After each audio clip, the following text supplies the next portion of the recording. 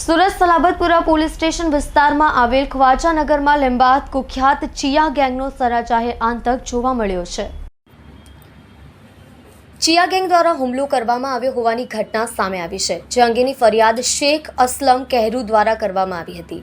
તેમાં તું મસ્જિદમાંથી બહાર આવીને ટોપી કેમ નથી કાઢતો તેમ કહીને તેને અટકાવવાની તેની ઉપર હુમલો કર્યો હતો। આરોપી બોરુ તથા તેનો ભાઈ ચિયા અને તેનો મિત્ર રોઝાન ઉર્ફે સદ્દામ અને રાજીવ ઉર્ફે કાલિયાની સાથે મળીને અસલમ ઉપર હુમલો કર્યો હતો। અબરાર કુરેશી નાઓએ સાથે બોલાચાલીને ગાળાગાળી કરી લાકડાના ફટકા વડે જમણા હાથે ફટકો અને છાતીના ભાગે ચપ્પુ હુલાવી દીધું હતું।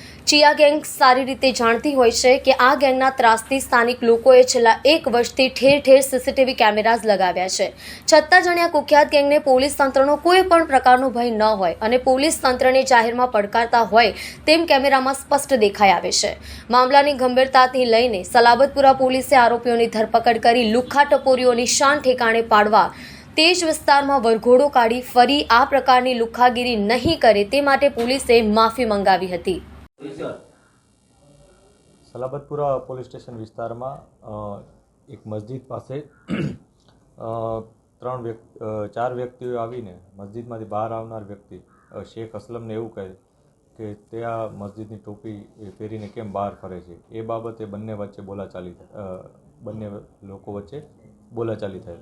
જે બોલાચાલી અનુસંધાને જે સામેવાળા 4 વ્યક્તિઓ છે, જેમાં એકનું નામ વાજીદ ઉર્ફે ચિયા છે, વાજીબ ઉર્ફે ચિયા મલિક, એકનું નામ છે અયાઝ ઉર્ફે બુરુ મલિક, એકનું નામ છે રોઝાન ઉર્ફે સદ્દામ અને એકનું નામ છે રાજીક ઉર્ફે કાલિયા। આ 4 વ્યક્તિઓએ શેખ અસલમ નામના વ્યક્તિને ધોકા અને બીજા ઘાતક હથિયારો વડે માર્યો હતો, જેના અનુસંધાને પોલીસે આ 4માંથી 2 વ્યક્તિઓની ધરપકડ કરી છે। 2 વ્યક્તિઓની ધરપકડ માટે પોલીસ અત્યારે તેઓને શોધી રહેલ છે।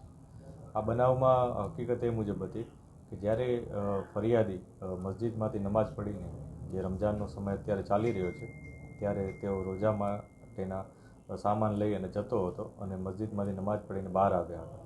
આ દરમિયાન સામેવાળા વ્યક્તિઓએ તેને એવી રીતના વાત કરી હતી કે તું આ ટોપી પહેરીને કેમ બહાર ફરે છે। આ બાબતે તેઓ વચ્ચે બોલાચાલી થઈ હતી।